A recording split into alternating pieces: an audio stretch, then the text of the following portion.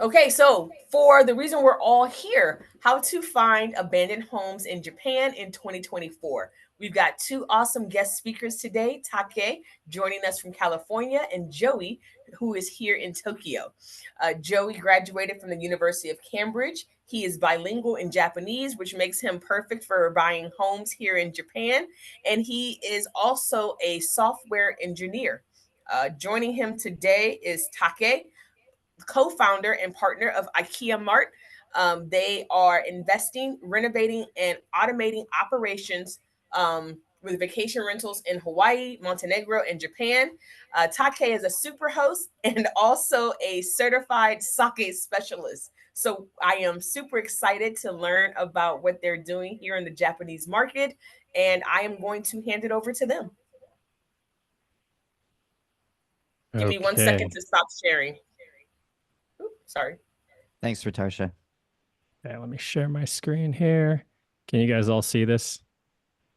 Let me try. Oops. Sorry, let me get this. Yeah, we can see. Yes, I can see it. Okay. Can you guys see it? Okay. Kind of weird on a small screen here. All righty. Cool. Give me 1 second here. All right. I'm going to open up chat too. All right. Thank you guys for being here. My name's Take. Here with my co-host Joey. Sorry, and I'm Joey. Nice to meet everybody. Yeah. As we go through this presentation, want to make it interactive. So hit the emoji button, pop in chat. We want to hear from you guys. I believe we have about 30 minutes. We're going to go through pretty quickly on some slides. We will share these with you guys after, so you guys can see it. Again, we have a lot of photos, a lot of content. I believe we have 30 minutes at the end to answer questions. So feel free to drop them in chat and we will get to them. Just to start out, before we go too far here, want to just call out, we are not Japanese licensed real estate agents.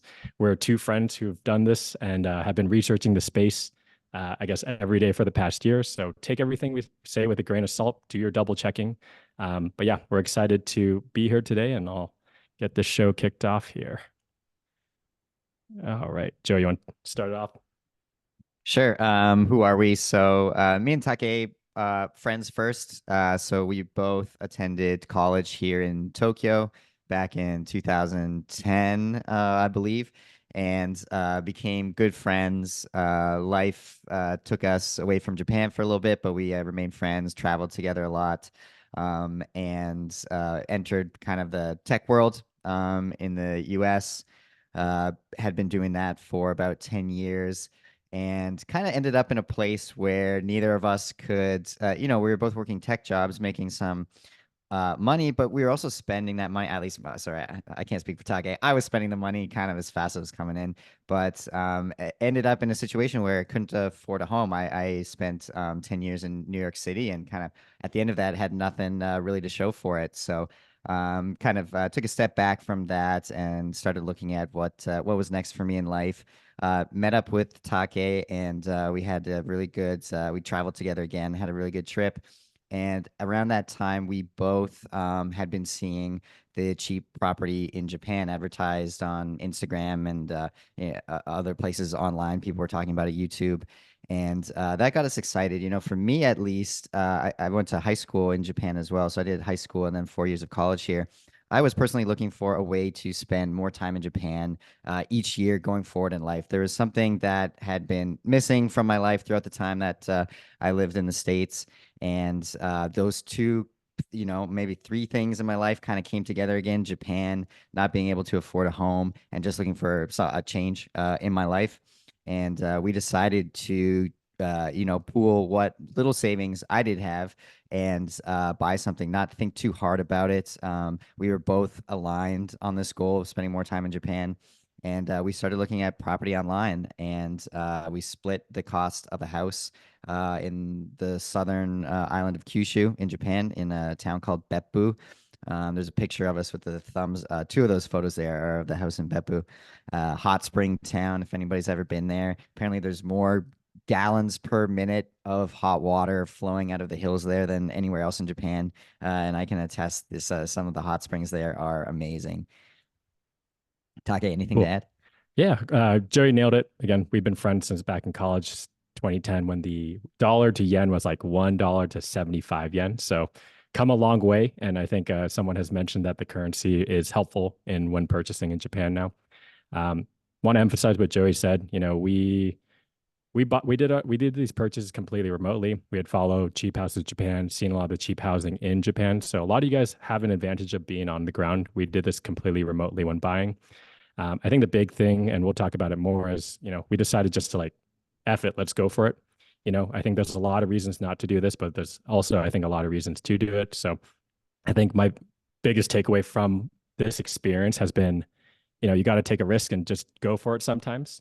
You know, there's so many great properties, and we've built a tool. So along the way, Joey's a software engineer.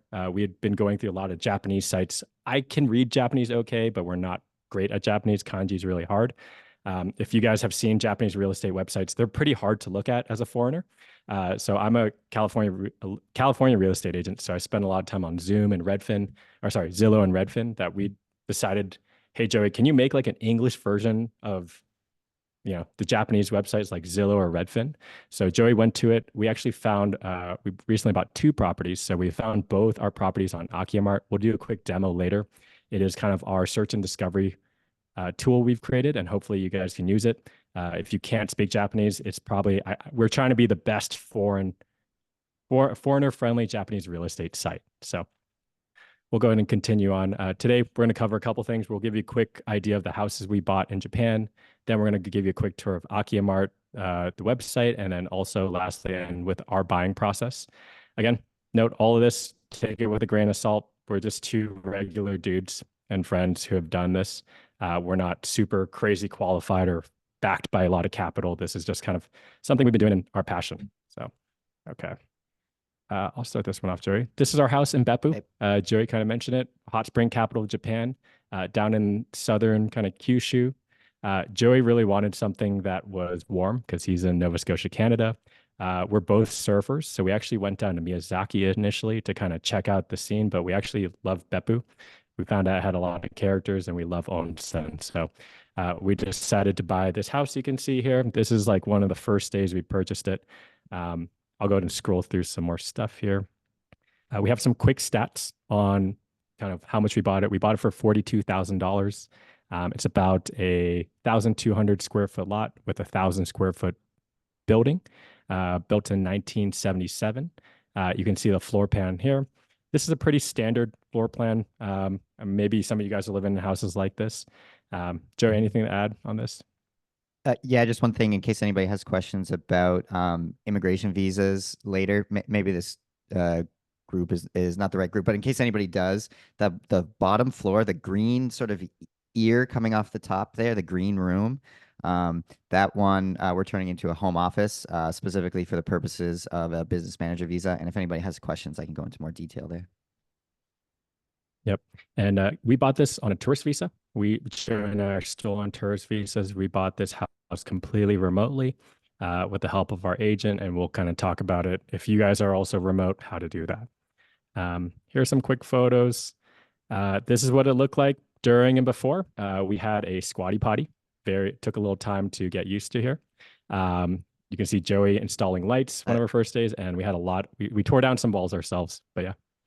I love that leftmost picture. Like, I don't know. So that wasn't the first night we got there, but it was very close to the first night we got there. And this picture reminds me of that. We did a road trip from Tokyo down to Beppu. It was maybe like 2 or 3 day road trip. And the last day was kind of a grind. We did about 10 hours in the car to get to Beppu. We showed up maybe at about 11:30 midnight to the house, and this is our first time ever seeing the house. And this is a memory that kind of burned in my mind. But this is the first time ever buying an abandoned house in Japan. We really didn't know what to expect, and the house felt pretty creepy. Old house smell. It had been abandoned for about 1.5 years, and the lights were flickering like a haunted house kind of thing. And I remember that night we went back to the hotel, and we were kind of like we didn't really talk very much to each other is my memory of it. We were just kind of in our own thoughts, like, oh man, did we mess up? We didn't miss. Long story short, we did not mess up. Our first piece of advice, if you have the ability to see the house in person, probably a better idea than seeing it virtually. We haven't taken our own advice. We bought both our houses this year on sight unseen, or like not in person, but we did a Zoom tour. If you can see it in person, it will be a lot more of a, your expectations will be closer when you buy it. Joey and I had pretty high expectations, and we walked in, we're like, ooh, this wasn't exactly what we wanted, but it's part of the experience, and we had a lot of fun. Here's some more photos. We tore down some walls. In general, there were some good parts. There were some bad parts. We had a little mikan tree. Over here on the left, you can see we're redesigning it right now. Our renovation costs, we're putting about another $40,000 into it. Reason we're doing a little more custom of a job. We'll talk about contractors in a little bit. But we are trying to Airbnb it or get the Minpaku license. For us, one of the big things I found in Airbnbs is making sure that it has a little bit of character. It's not the standard boilerplate stuff. People want to book something that's kind of an experience. So we're actually building a 3-meter long monkey pod wood horikotatsu right here. See that big dip right there? We're doing a lot of stuff like that just for a design perspective. We both have a big fascination with design. Joey, anything else here? I'm excited to see it complete. Wait, this house has been under construction. Our contractor is like a one guy carpenter, one man show kind of thing, and unfortunately, he had to take on a second job just to support himself. So the construction is going slow. It's almost been a year, but I'm very excited when it is finally finished to see it. Yeah. We get this question a lot. We did not talk to the contractor directly. We hired someone on ground to kind of be our translator. Although both of us can speak okay Japanese, I think for these kind of complicated custom things, we did hire someone on an hourly rate just to kind of do that communication. And I think that helped reduce miscommunication, I think. So if you don't have a strong command of the language, I would recommend hiring a translator to come do that. It'll save you a lot of trouble in the long run, I believe. Okay. We lived there for about 2 months, and you can see we kind of furnished it okay. We got a lot of stuff off Amazon. Amazon was our best friend. We literally ordered 95% of our stuff off of Amazon because we didn't have a car. So everything you see here, thank you, Amazon, minus some of the plants. We made it pretty cozy, and at the end of, although it was mid-construction, we lived there for a little bit, and it was a lot of fun. And I think all these rooms you see right here are on the upstairs where we hadn't touched, and yeah, I think you don't need to fully remodel stuff too. You can make it good, but Airbnb perspective, we wanted to really knock it out of the park. So we'll send more photos when we're done with this one, but this is our Beppu property. All right, Joey, take it away. Right, that was a Beppu property. So just about 3 or 4 weeks ago, we got the keys to this new place in Tama City in Tokyo. I'm actually in one of the rooms. I'm in this house right now. So this was our second. We were looking for another property. We were able to get a loan in the U.S. and just through family and friends, and we were looking to get another property. And we went back and forth. We were considering other places as Airbnb targets in different areas of Japan, but eventually we decided that we needed Tokyo access, just trying to grow this business and talking to accountants, other people in Japan that have been helping us out. Everybody was in Tokyo, so we decided to focus on Tokyo for this next property here. And we back right into the Tama golf course. I believe it's for U.S. service members. So our backyard, that green area right behind the house there, that's the golf course. So yeah, if anybody's in the neighborhood, just pop in. Yeah. One thing to note, this Akiya was abandoned for 10 years, actually, prior to us buying it. We actually bought it from another company. So the company came in and actually flipped it. So it was turnkey. So there are turnkey kind of Akiya type properties out there. The renovation quality wasn't the highest, but after our last Beppu experience, like Joey and I didn't want to land and have to do have dirty tatami or to use dining killer. We wanted to go into somewhere livable right away. So we did probably spend a little bit more, but I do think it was worth it. You can see right here, this house with all the shrubs right here and the overgrown kind of trees from the Google Earth was our house before. Someone came in and got rid of all that. And we're really thankful that we walked into a already done-ish property. Here are some of the stats. We bought it for about $110,000. It's 2,500 square feet. So pretty big lot. That was one of the big things we were looking for. We bought in Tama because we do hope to use this as a home base to put construction materials if we want to do a more central Tokyo Akiya. The total living area, about 1,000 square feet. It was abandoned for about 10 years. Small things, property tax was quite low, closing costs. We'll share kind of all this stuff later, but this was kind of the quick stats if you are looking to buy closer to Tokyo. You can see the floor plan over here. We get great light. Something we really value is we're further away from neighbors, even though we're in Tokyo. So, pros and cons. Our Beppu house, we're like 1 foot away from the neighbor. Here, we're at least like 5 to 10 feet away from neighbors, which is really nice. Let's see. Yeah, on the renovation side of things, so we bought the house. So a company bought it before us, and then they renovated it, basically a flip to us. And I will say I did not think very highly of the type of renovation that the contractors like to do here in Japan. Before, I thought, oh, they slap on some cheap flooring, cheap wallpaper, cheap ceiling, slot in a unit shower, unit kitchen, which is all true. I do believe the materials themselves are cheap, but honestly, it's not bad at all. I have kind of come 180 degrees on this stuff. If you are looking for a more custom personal touch, you're not going to get it with the slotting unit showers and unit kitchens, but they're clean. They're kind of good enough. Take, I think, rates them a A minus. I'm a solid B grade on them, but before I was against it, and now I've definitely come around. I do think contractors here in Japan know that type of renovation very well, so you will likely get a cheaper quote if you just kind of go with the system that they know how to install very, very quickly and effectively. Yeah, I totally agree with Joey. Something we notice is Japanese construction in these eras are relatively similar. We've looked at a lot of listings in the 70s and built in the 70s or 80s, and they're pretty much all identical. They use a lot of the same finishes. So again, a lot of the contractors know what to do as long as you don't diverge from the standard renovation path. And yeah, it's the big problems we see in like the houses in the 70s or 80s is lack of insulation. That was something we really were surprised, and some of you guys in Japan understand that, as well as there's some Taishin or earthquake renovations that we recommended. Joey and I went into the Beppu property and we decided, like, let's knock down some walls and see what the material of the house is. We accidentally took out a earthquake bracing pillar we found out, which we're glad the contractor pointed out to us, and we got back in there. So, totally cool for DIY, but also use a little bit of research on especially earthquake proofing to make sure that your house is stable. Cool. All right. We're going to go ahead and talk about our website, akiyamart.com. So www.akiyas-mart.com. This is our website Joey created. Again, software engineer. We launched this site back in January of this year, and we've seen a lot of people finding utility out of it. I want to just give you a quick run through of what it is. And if you haven't seen it yet, definitely log on the side right now and explore. And we're happy to get any feedback from you guys.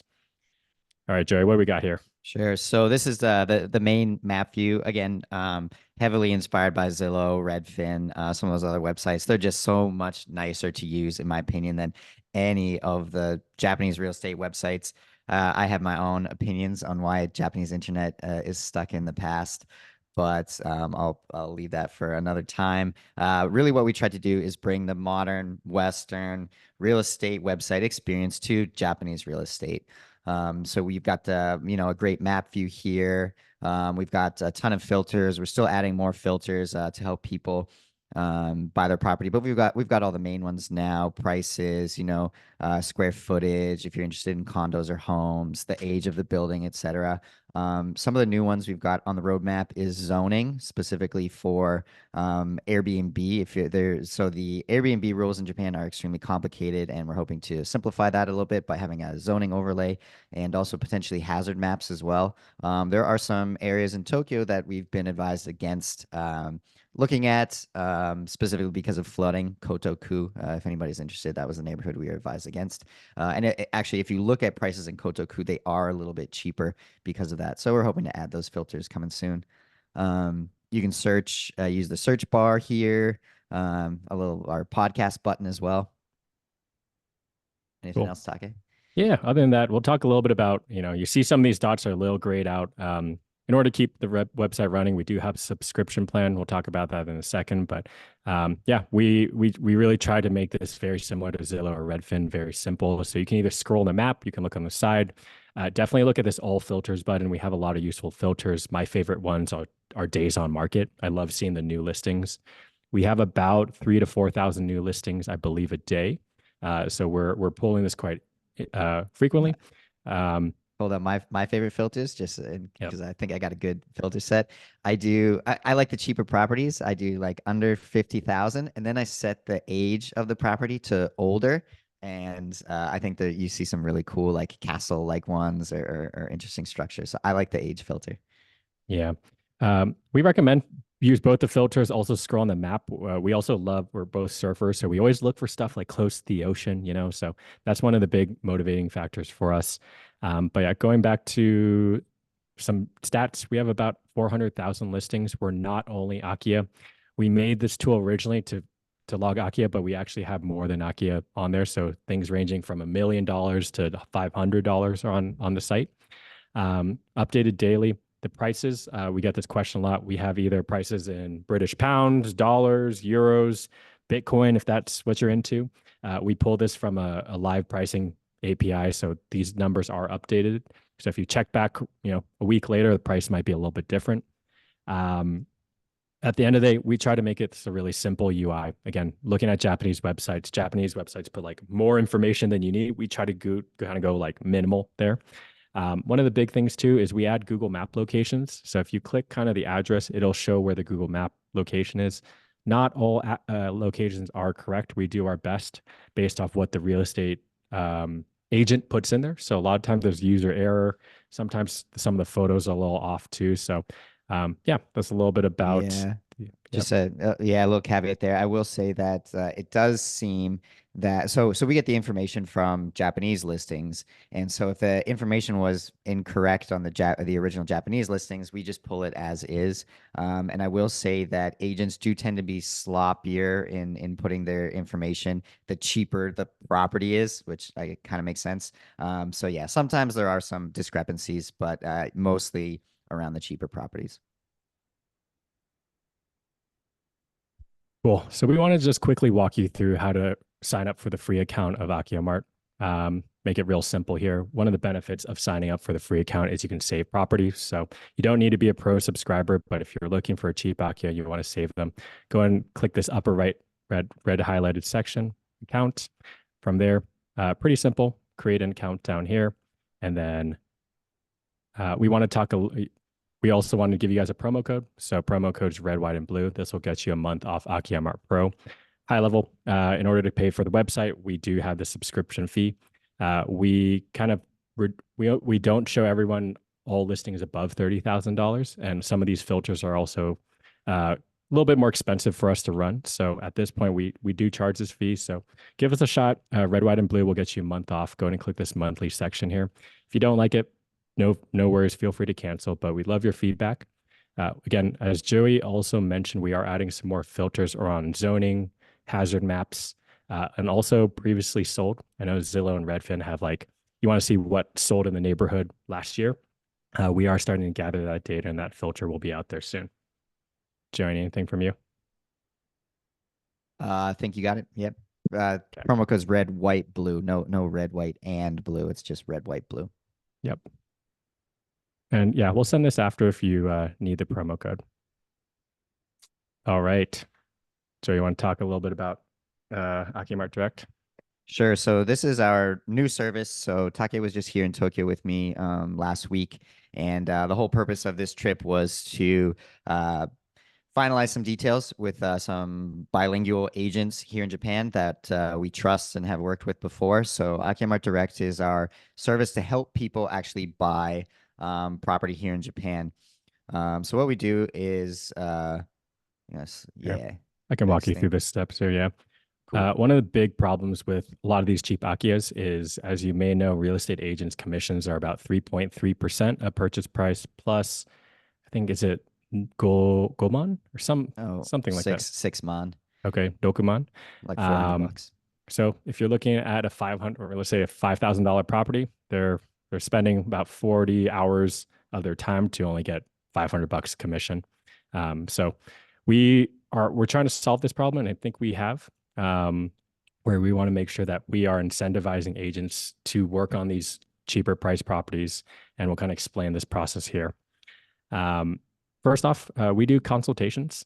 So we'll send a link out. If you are interested in a property, feel free to book a consultation with us.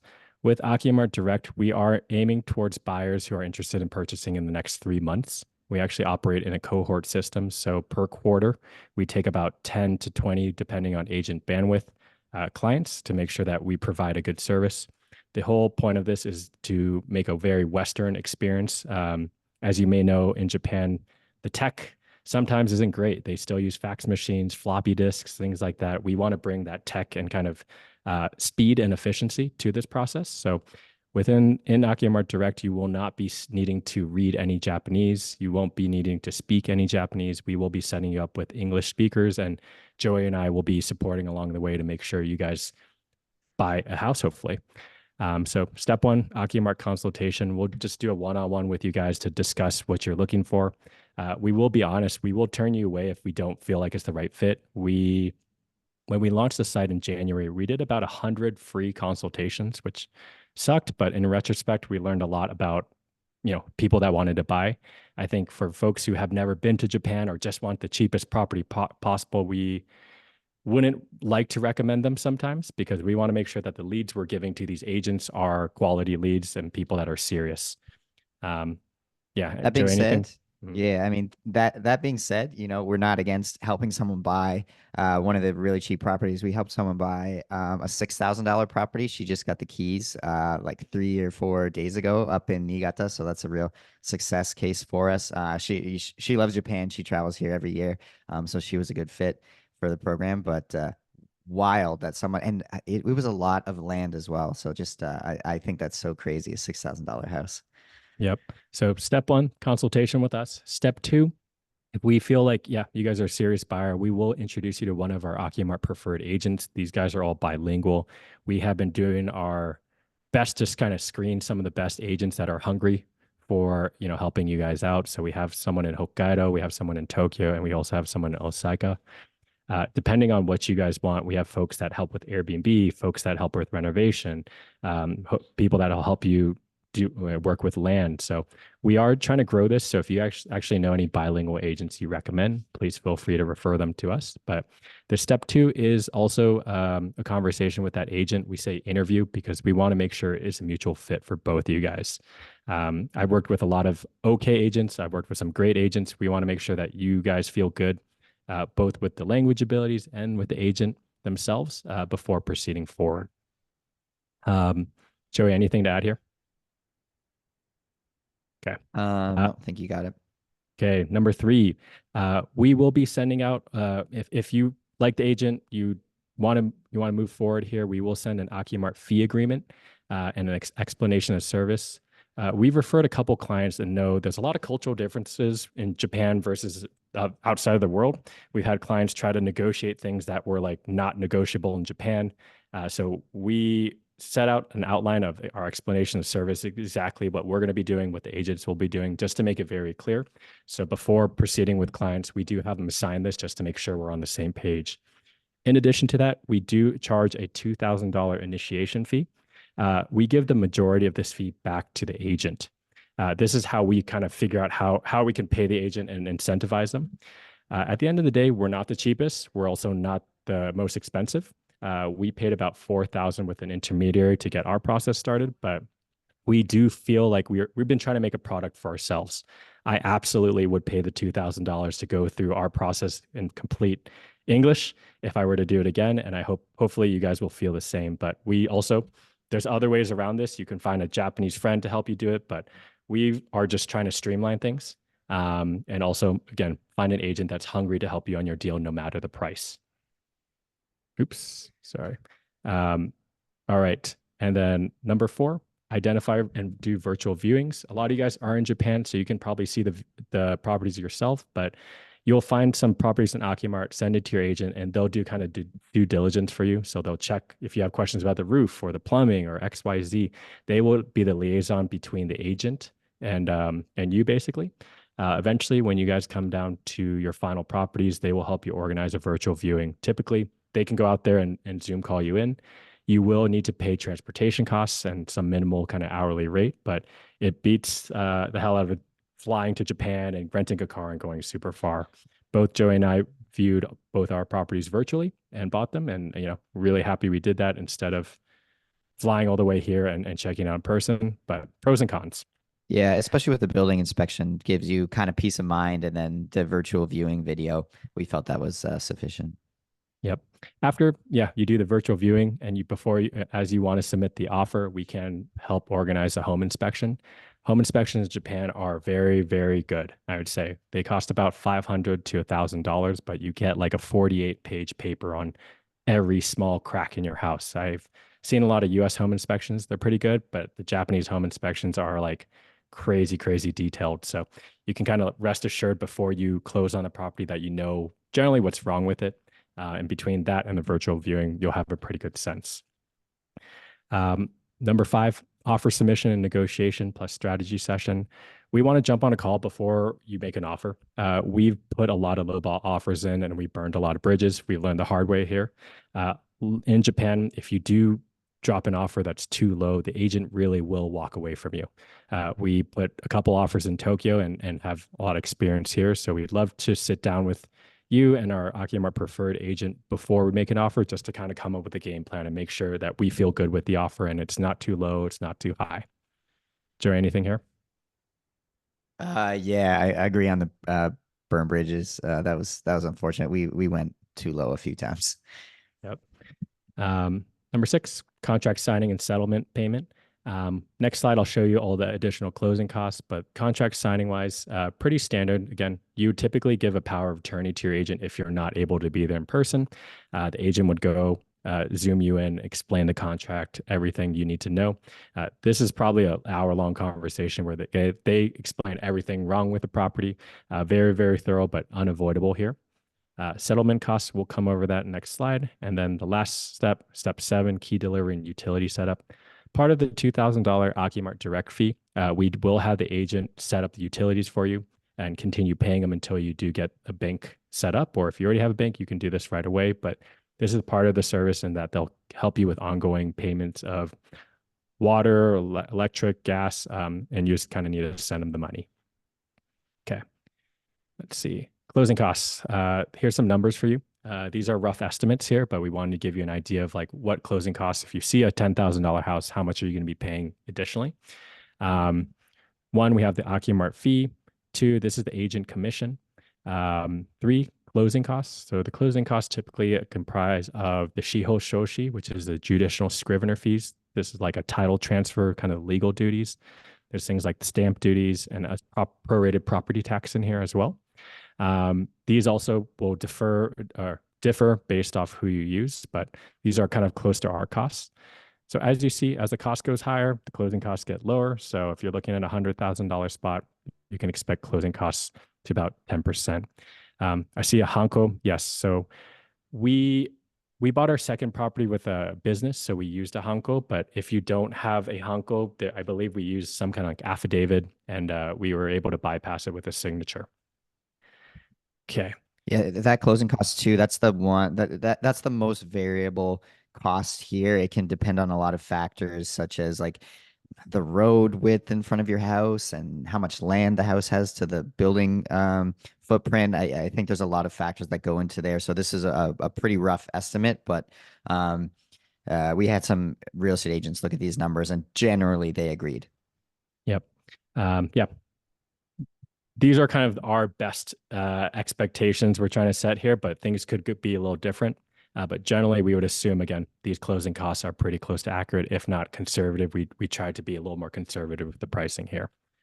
All right. Want to call out, we bought our properties in all cash. I know there were some questions on the line about loans and stuff. As tourist visas, we unfortunately could not get a loan. We can certainly refer you to someone about loans if that is something you guys are of interest. Okay. We have one more slide here. Post-purchase, one of the things is we've been working really hard to network with and finding bilingual folks to help out in the process, from buying a car to Minpaku registration to forming a company. So we're happy in our process to also refer you to our English preferred partners. Again, we're trying to make this English friendly, so you don't need to be able to read or speak Japanese. And I guess we're proof of that. We really didn't speak too much Japanese in the process here. But that was our presentation. We're going to be happy to, or give us a follow on Instagram. We have a podcast, Buying a House in Japan, LinkedIn, and we also have an email newsletter. We will be sending this deck out after, but yeah, I think that was the end of our presentation. Now open to Q&A.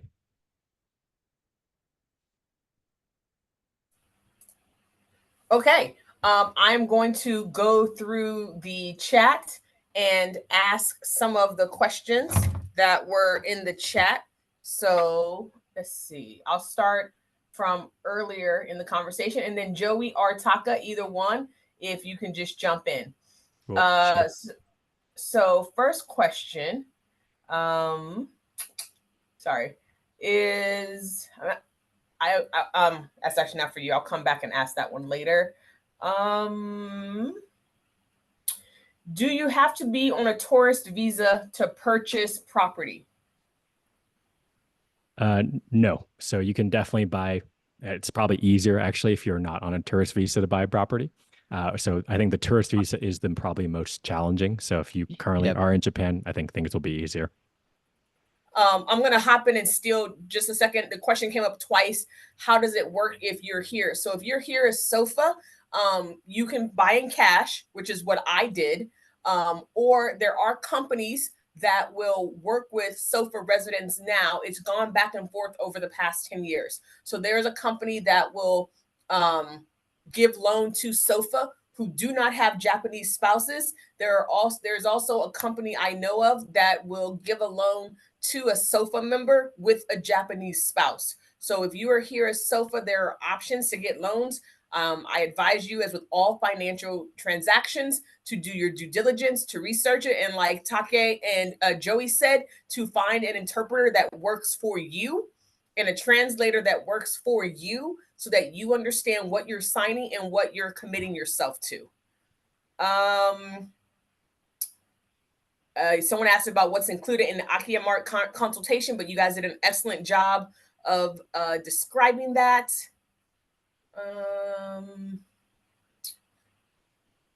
While you look for questions, if you guys can do that SOFA loan thing, that's awesome. You know, if we had the ability to do it, we would absolutely do it. So I would encourage you guys look into that, as we would totally use it if we could have.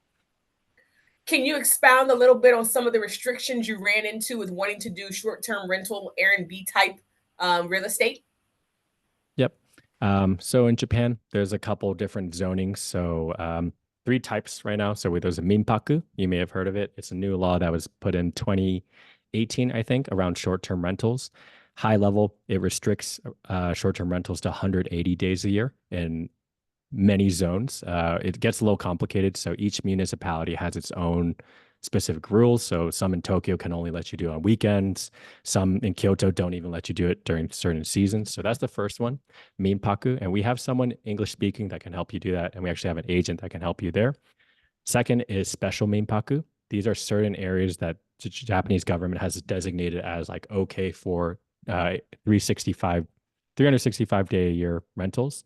So some of that includes Osaka. I think, what's the one spot in Tokyo, Joey?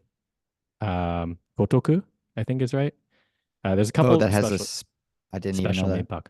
Yeah, there's a couple that have that special minpaku zone, and the last one is commercial zone. So there's a hotel license or ryokan license. You have to look at commercial zone areas to do these operations. There are some restrictions around there, but in short, you can rent a property for 365 days a year. With all these licenses, there are a lot of weird restrictions. So the fire department needs to come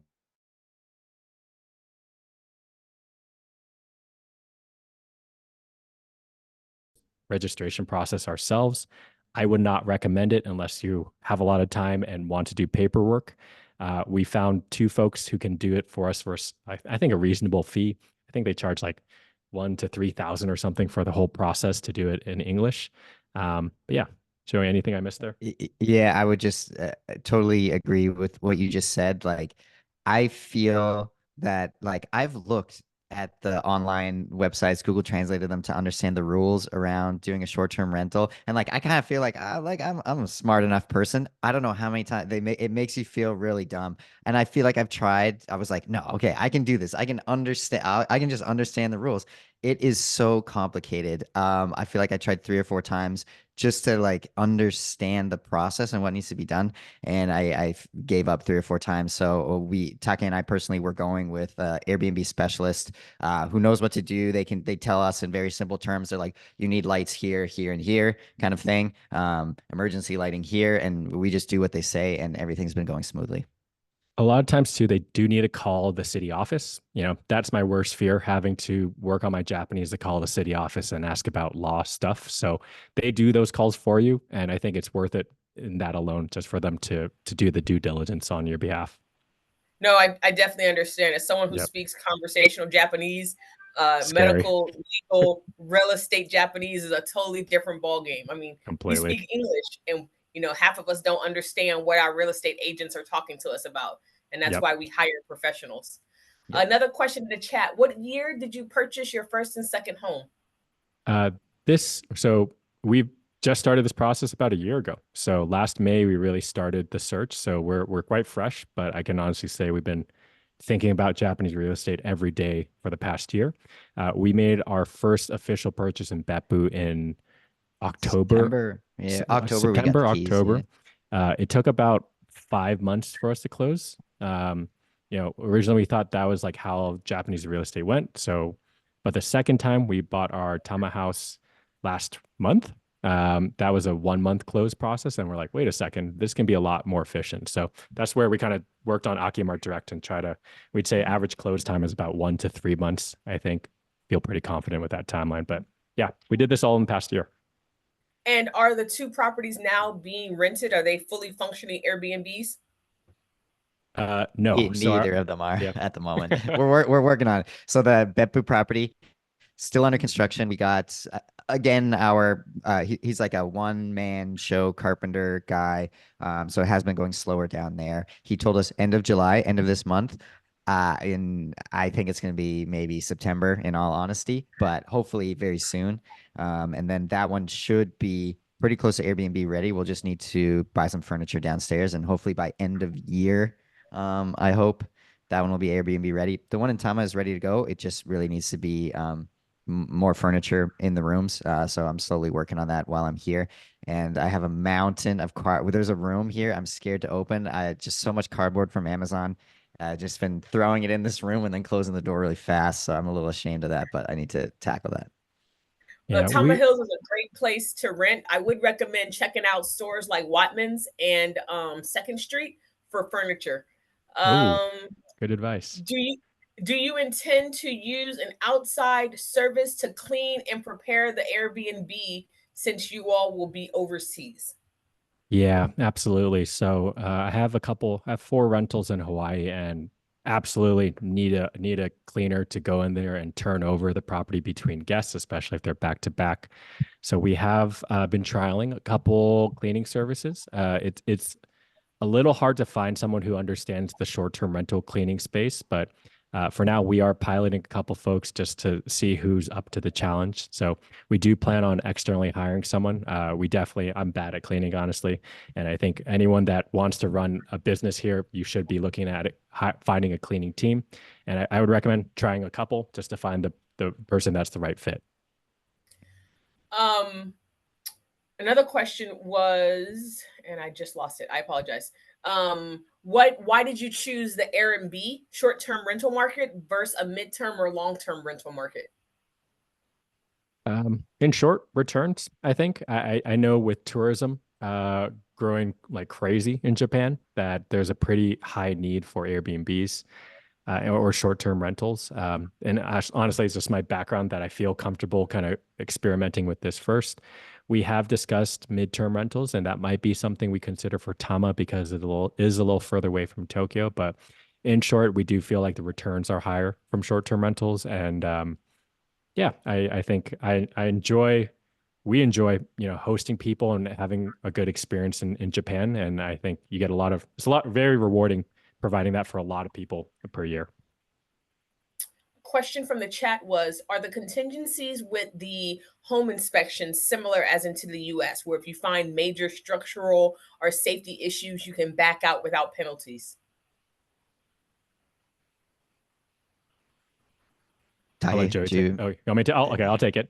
I believe so, but I would defer to you, Take. So the process and the order we've done for both our properties is we've actually sent an offer first and done the home inspection after. At which point we will typically find something wrong, honestly, of a 1970s house. We will typically use that a little bit as leverage to negotiate. We did find in Tokyo, though, it was much more competitive in that they did not want us to do home inspections because they knew that we were going to negotiate. So it depends on area, to be honest, but you do have the right to back out. When the offer is accepted, I think you don't need to put the down payment. There's a little wiggle room, I remember, but between home inspection and the down payment. So perhaps you can even, in less competitive markets and more Inaka areas, you could definitely do a home inspection prior to the offer. But I would absolutely, if you can, do the home inspection. We had a couple lemons that we looked at in Tokyo. One of them, the home inspection showed like there was a well under our house and there was like a huge humidity issue. And in this case, we did negotiate the offer down. We lowballed them. They said no, and they walked away. But what's interesting is when we talked to the agents, they said the agents did not want to hear what was wrong with the property because it would be a liability they needed to pass on. So, it was a little not scammy, but a little bit like fishy, a little bit like, the said, agents are, even if you do the building inspection, do not tell us the results because then we have a legal obligation to tell all subsequent prospective buyers. Yeah. Our agents can help you organize a home inspection and absolutely would recommend it's worth the $500 to $700 for peace of mind before making that $50,000 or $60,000 investment. Okay, perfect. John Tempero, I think I already answered your question. There are several banks or organizations working with banks that will give loans to SOFA. I know when I purchased my house last year, these companies did not exist. I spent months talking to banks up and down the Kanto Plain. I had an Excel sheet with over 50 different banks that I contacted, even putting down up to 50%, no one would give me loans. But I do know at least one person who was a GS with no spouse who got a loan from a company. And I know an active duty member with a Japanese spouse who was able to get a loan from a company because he has a Japanese spouse. Both people had to bring money to the table, but those banks are coming online now as they see that the market is there and that it's coming back to how it was. When I got here 10 years ago, if you had a Japanese spouse, you could get a loan regardless of if your spouse worked as SOFA because it was a guaranteed income and you had ties to the country. Another question that came up is curious on what you're forecasting cash flow to be like for your properties in Japan. Yep, good question. So before we made these purchases, we used a site called airdna.com. They basically pull like Airbnb analytics and try to forecast, what the average nightly rate is. The short answer to your question is we're doing this. We should have these numbers by end of year, but the purpose of us doing these is to make that proof of concept. I don't want to say here that we're going to get a 10% ROI or XYZ. We will come back to, but we do think that there's a room for profit. But again, we haven't done it ourselves quite yet. Check back in with us a couple months from now, and we should probably have better numbers. At the core of it, we're doing this for fun. We think I can't afford anything in California. It's cool to just own a house outright in Japan and DIY it and have fun with it. So that's kind of our ROI, I would say, for now. Lifestyle ROI too. Yeah. There we go. Okay. Question about visas. Can a rental business be used for a business manager visa? Do you know? Yep. I can take that question. Yep, exactly. That is exactly the path that I'm personally looking at.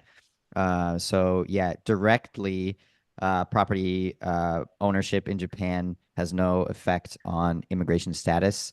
Indirectly, you can use your property, as the question mentioned, to if you use it as a rental business, that can be your business for the business manager visa. That is perfectly fine. You do need to, have a proper business plan and appear quite serious to the immigration authorities, but totally doable.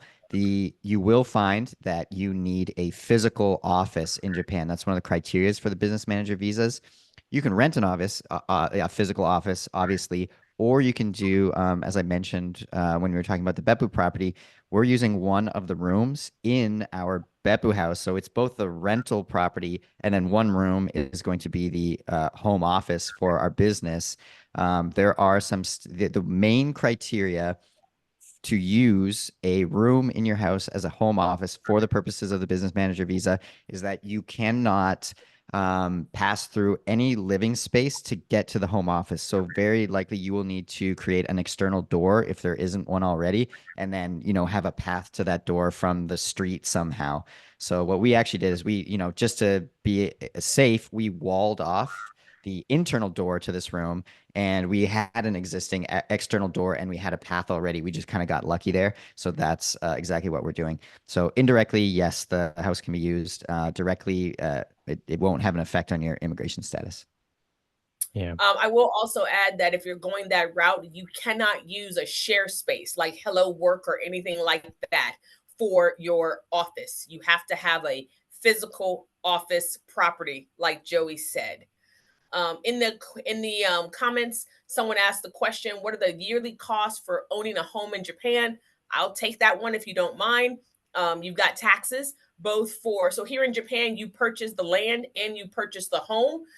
So I pay annual taxes for my house. I pay annual taxes for the land, and then I have home insurance. I bought fire, earthquake, and all over, I think, storm insurance. So similar to owning a home in the States. And you're not required to get home insurance, but it's highly encouraged. I also have my normal utility bills and things like that. Someone Can I asked, butt in on that one? You missed one important tax. sorry, Eka, hop in. We have a tax called real estate acquiring real estate taxes. So the first year that you purchase home or land or anything, they will charge you taxes, a one-time fee for the amount of the value it is for your land and house. Then you have to pay for the tax. Yep. And that's Sorry, I think I forgot that one because I paid that at closing. But yes, Eka is absolutely right. Sorry, I apologize. Yeah, and you pay that. I think you can pay either at closing or a couple months after. I think for our Tokyo property, we haven't paid that tax yet. But yeah, I think it comes after, and we forget about it all the time too. Thanks for calling that out. Nope, team effort here. And fun fact, you can pay your taxes at the Konbini, just like your utilities. See. I don't think you'll be able to answer this yet, but in your projections, do you think your Airbnb cash flow in Japan will be better or similar to how it is in the US based on fees and things, or do you think it'll be about the same? Yeah, I think the big missing and difference here is real estate in Japan doesn't appreciate except for certain areas. So that's something in my Hawaii properties. I know that the value is appreciating, so I don't mind as much if, I have off months where I'm not making a ton of money. We don't know yet. I will say both our properties are in Minpaku zone, so it's 180 days. So by default, I think we're definitely not making as much money as some of the US properties. That being said, we are looking at Osaka property where we can do the 365 days a year. That property might outperform from a cash on cash basis, but I would say in general, our expectations are lower of Japan properties, but we find it, again, lifestyle ROI here, where we're excited to have properties in different places we can use for ourselves, when we come visit Japan. Understood. Someone talked about, can you speak to protecting yourself taxes? Sorry, my screen jumped. I I I think apologize. tax protection question, I'm assuming, on like how do we Oh, no, sorry. pay taxes? No. It was, does AMD, your service, AkiyaMart Direct, also include assistance with contractors for renovations? Yeah, so depending on the agent, we can typically, it's not going to cover the full project management, but our agents will at least set you up to speak with contractors or start it off. All our agents, we've actually talked to them about this. They can be hired at an hourly rate to kind of help you with the translation. So you won't be calling contractors yourself, but if you're truly in Inaka area, I would look at hiring someone local to be there in person.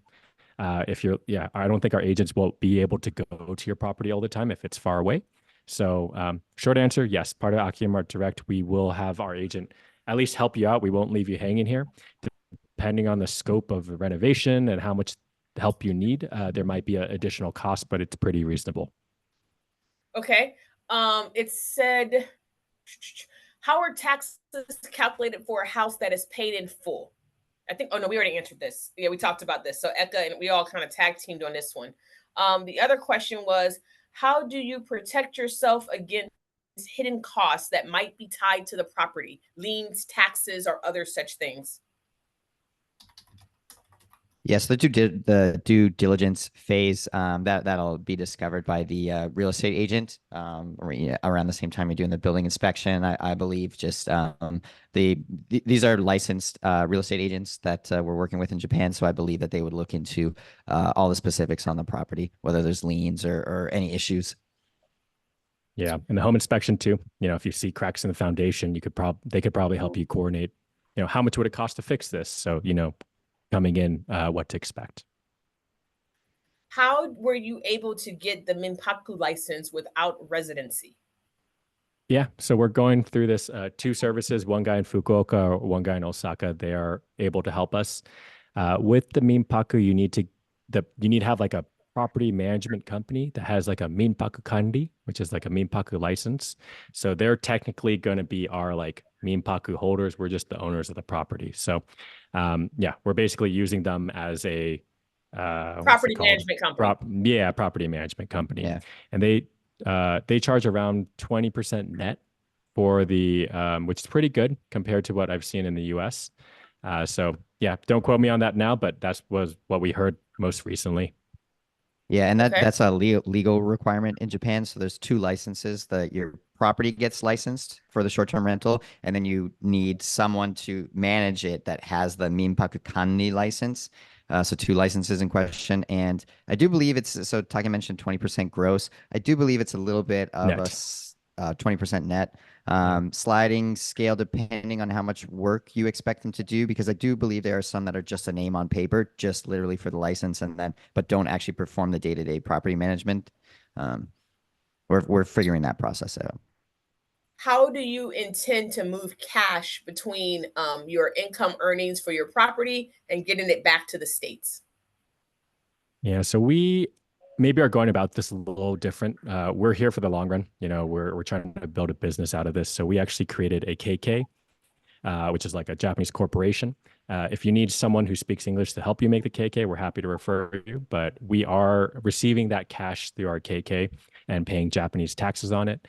On how to transfer money, we use OFX from the United States over to Japan. We found that that's the best way to move cash at an okay exchange rate. We move cash from our US LLC to our KK Japanese company via OFX, and then any income we do earn in Japan, it's going to be going to our KK, and we do have a Japanese accountant here that's helping us. Yeah, OFX, actually. Sorry, could you expand on what OFX is? Yeah, let Joey do that. Yeah, sure. So OFX is literally just a money transfer company. So they make their exactly. It is like Wise. We've used both. Just personally, I prefer OFX for larger transfers. But yeah, it's exactly like Wise. I did just want to mention one thing. I spoke to our Airbnb expert exactly about this question. So for people that aren't setting up a Japanese company like me and Take did, how do they get their payout from their short-term rental, and how do they pay taxes? And he said that usually what people will do is they will set up Airbnb just with their American bank account, and they'll get paid out directly to their American bank account. Airbnb will make the conversion, so you're at the mercy of whatever Airbnb decides the exchange rates are going to be. So that did seem quite simple. Tax wise, he said that what he's been doing is he files the taxes on behalf of the Airbnb owner. It's I don't fully understand the obligation. He made it sound like it is a simpler version of the taxes if you're just running a Airbnb business, but basically people will OFX him again, the like Wise, the money, and he just pays for it on their behalf. Okay. For taxes, I don't know if you know this yet because you're still just starting out. Will you have to pay US taxes on the money that your business is making, or because the KK is a fully Japanese entity, is there a Chinese wall between the two? Yeah, we haven't figured that out yet. I'm under the assumption that we're going to have to pay. The US is great at getting taxes from you, so we're under the assumption we're probably going to have to pay. Trust us, we've looked around, but we'll report back again. We haven't filed taxes this year, but assumption you're probably going to have to pay some US cut on that. Okay. Let's see. I am going to wrap up the official portion of the presentation. Joey and Take, I just have a couple of housekeeping things to do. But if you have time, I'm sure people would love for you to stay on a little bit longer, as much as you're willing to answer the questions. So give me a second. Okay, so I am going to drop a link in the chat for those who have not left yet. We would really appreciate you giving us feedback. The only way to get better is to take that feedback. So if you could please take the opportunity when you sign off or at some point, give us feedback, what we did well, what we can do better, what type of topics you would like to see, so that as we plan our upcoming virtual series, that we're targeting it toward the things that our audience is interested in. As well, if you are interested, you can join the conversation on our Asia Pacific Active Duty Passive Income Facebook group. All of the hosts that on the chat call today are in the group, as well as many of the members here in the chat. And for those who are not necessarily in the Asia Pacific region, there is a main active duty passive income group. I've put the Facebook links to both in the chat. Feel free to join either or both. Continue the conversation, ask questions. You can always find our links to previous virtual series in the group. And let's see. So that you are aware, we are continuing our 2024 series in September, Saturday, September 14th. It will be how to print 3D real estate in 2024. We hope that you'll join us and tune in to learn on that exciting new topic as we take futuristic concepts and apply them to the real estate market. Once again, we hope that you will stay connected with us here in the Active Duty Passive Income Asia Pacific region. That QR code leads to the Facebook group, which I have also linked in the chat. And if you are interested in hosting, we are always looking for like-minded individuals. These are the areas that are currently absent with hosting spots available. But even if you're in a location that has a host, generally our hosts do in-person meetups, if not monthly, then bi-monthly, on months that we do not have virtual presentations. So feel free to reach out in the ADPI Asia Pacific Facebook group, connect with your local hosts, find out when they're doing in-person events, and get to know them in person. One last thing, we hope you'll save the date for our second annual Asia Pacific REI Summit, an opportunity to meet like-minded real estate investors in the Asia Pacific region. It will be hosted in Guam during the ODIA spring break, so you can come with or without the kids, but it will be April 4th through 5th at the Hyatt Regency in Guam. And this is the brainchild and initiative of our ADPI superstar, Anne, who is the creator of all that you see before you. So once again, We hope that you found today's presentation useful. We hope that you were able to network and learn and grow, and that you took something positive away from this interaction. You can always reach out to us on Gmail, find us on Facebook, or connect with a local host to get your questions asked. That ends the official portion. Alex, if you could go ahead and stop recording.